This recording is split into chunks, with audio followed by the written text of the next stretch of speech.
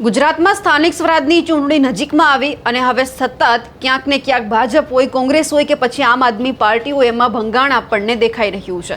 એટલે કે એક પક્ષ જીતવા માટે ક્યાંક બીજા પક્ષના જે કાર્યકર્તાઓ છે તેમને પોતાનામાં લે છે, પરંતુ છેલ્લે આખરે પરિણામ જ્યારે આવે છે ત્યારે આપણને ખબર છે કે કઈ રીતે કોઈ પણ વ્યક્તિ છે, કોઈ પણ પક્ષ છે તે ચૂંટણી જીતે છે. પણ આ બધાની વચ્ચે ક્યાંક એવું લાગી રહ્યું છે કે ગીર સોમનાથ જિલ્લાની અંદર હવે સતત કોંગ્રેસ છે તે મજબૂત બનતી જાય છે. કેમ, તેમની વાત કરીએ આ વિડીયોમાં.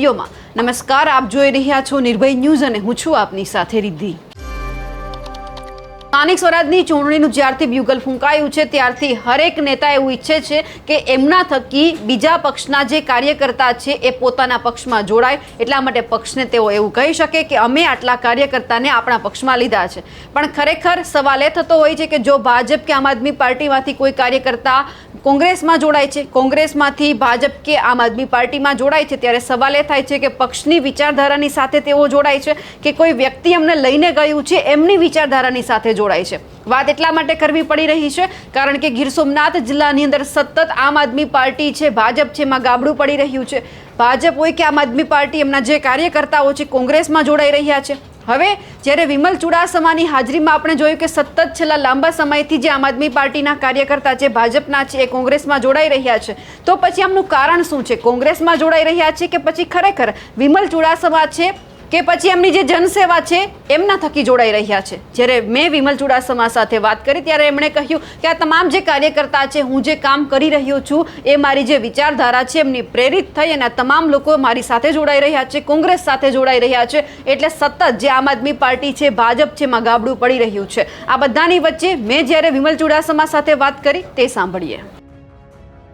મારી સાથે અત્યારે ગીર સોમનાથ જિલ્લાના ધારાસભ્ય વિમલભાઈ ચુડાસમા જોડાયેલા છે. વિમલભાઈ, હવે સતત આમ આદમી પાર્ટીમાં ભંગાણ થઈ રહ્યું છે, કાર્યકર્તાઓ કોંગ્રેસમાં જોડાયા છે.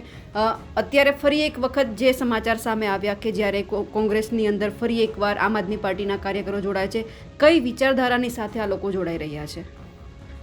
આની પહેલા થોડાક દિવસો પહેલા પણ વેરાવળ તાલુકાના ઓબીસીના આમ આદમી પાર્ટીના પ્રમુખ પણ જોડાયા હતા. કાલે વેરાવળ પાટણ રહ્યા સૌ પ્રભારી લગભગ 30 થી વધારે કાર્યકર સાથે જોડાયા છે. એ જે કોંગ્રેસની વિચારધારા જોઈ અને મારી કામગીરી જોઈ એક વિસ્તારના ધારાસભ્ય તરીકે અને એ જોડાયા છે. કારણ કે એમને ખબર પડી ગઈ છે કે આમ આદમી પાર્ટી છે એ ભાજપની બી ટીમ છે, એમાં ખોટો સમય બગડે અને એમાં ખોટો સમય બગાડે તો કઈ મતલબ નથી. કારણ કે એ હંમેશા ભાજપના ઈશારે કામ કરવાના છે. કોંગ્રેસ પાર્ટી સ્વતંત્ર પાર્ટી છે અને રાષ્ટ્રીય પાર્ટી છે અને તમામ વર્ગના લોકોને ચાલનારી પાર્ટી છે. ત્યારે એનાથી અને એ સિવાય મારી પાર્ટીથી અને મારી કામગીરી જોઈ અને તેનાથી આ લોકો તમામ આમ આદમી પાર્ટી છોડી અને કોંગ્રેસમાં જોડાયા છે. વિમલભાઈ, એક ચર્ચા એવી પણ છે કે ગુજરાતની અંદર જે આખું કોંગ્રેસ છે એમની પાસે રેસના ઘોડા, એટલે કે સારા ઉમેદવાર નથી મળતા, તો બીજી બાજુ અલગ અલગ પક્ષના જે કાર્યકર્તાઓ છે કોંગ્રેસમાં જોડાઈ રહ્યા છે. તો આ જે તમારી પદ્ધતિ છે, તમે કોંગ્રેસને કહેશો કે આ રીતે તમામ જે કાર્યકર્તા ભાજપ હોય કે આમ આદમી પાર્ટી તમારી સાથે જોડાઈ રહી છે, તો આ પદ્ધતિ પણ આપણે અપનાવી જોઈએ?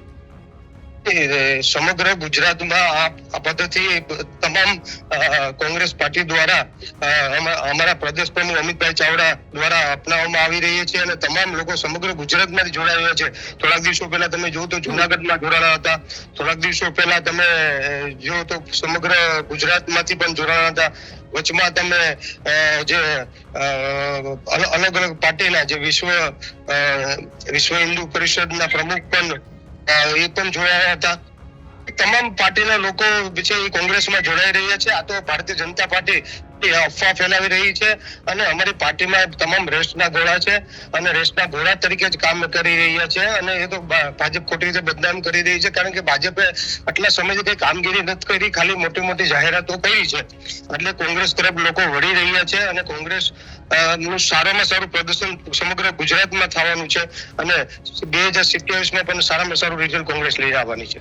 ગીર સોમનાથ જિલ્લામાં અત્યારે કોંગ્રેસની કેવી તૈયારી છે? સોમનાથ જિલ્લામાં કોંગ્રેસની હમણાં શ્રેષ્ઠ પ્રક્રિયા ચાલી રહી છે સમગ્ર જિલ્લામાં અને લોકો ઉમેદવારી કરવા માટે પણ ખૂબ મોટી સંખ્યામાં આવી રહ્યા છે. આજે મારી નવું સોમનાથ વિધાનસભામાં અમે ફોર્મ ભરી રહ્યા છે. ફોર્મ ભરી રહ્યા છે. ત્યારે અત્યારે હાલમાં ગ્રામ્યના ફોર્મ ભરી રહ્યા છે. મોટી સંખ્યામાં લોકો વેરાવળ તાલુકા પંચાયત અને જિલ્લા પંચાયત માટે ફોર્મ ભર્યા છે. બપોર પછી શહેરના ફોર્મ ભરાઈ રહ્યા છે.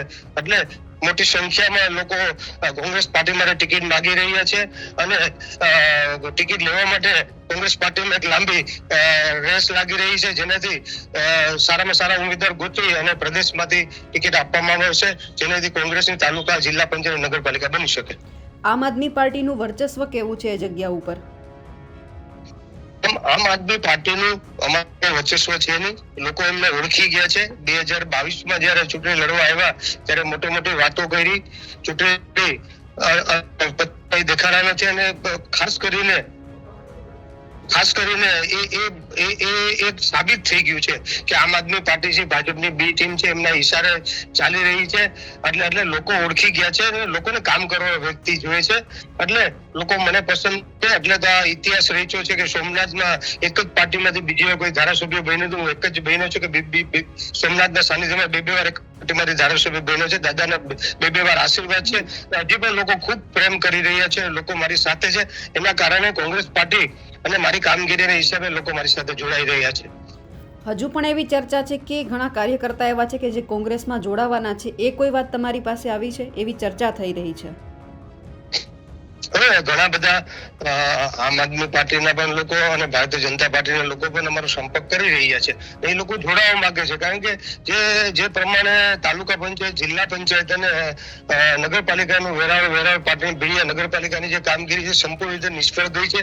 લોકો ત્રાહિમામ થયા છે. આટલા વર્ષોથી નગરપાલિકા આપી રહ્યા છે, જિલ્લા પંચાયત આપી રહી છે, તાલુકા પંચાયત આપી રહ્યા છે, પણ કામના નામ ઉપર સાવ શૂન્ય છે. એટલે લોકો 100% કોંગ્રેસ સાથે જોડાવા માંગે છે અને કોંગ્રેસ અને મારી કામ કરવાની પદ્ધતિથી સાથે જોડાઈ અને વેરાવળ પાટણ ભીડિયા અને વેરાવળ તાલુકાનો વિકાસ કરવા માંગે છે.